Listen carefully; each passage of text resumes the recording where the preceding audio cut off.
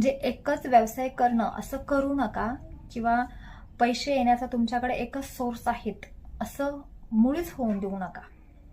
तुम्ही तुमच्याकडे पैसे येण्यासाठी असे 2-3 मार्ग ठेवा, की तुम्हाला 2-3 मार्गांमधून पैसे आले पाहिजे.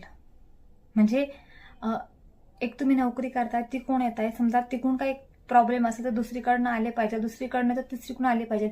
म्हणजे तुमचे जे उद्योग आहेत ना, तुम्ही जे व्यवसाय करतात पैसे कमवण्याचे, तर ते 2-3 असावेत, म्हणजे त्याला पर्याय असावा.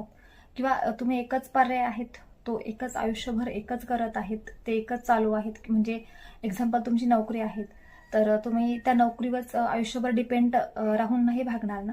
तर त्याला जोडधंदा किंवा त्याला पर्याय म्हणून तुम्ही दुसरे पण 1-2 बिझनेस चालू करा, जेणेकरून तुमच्याकडे जो पैसा आहे ना, तो नेहमी असेल, राहील नेहमी.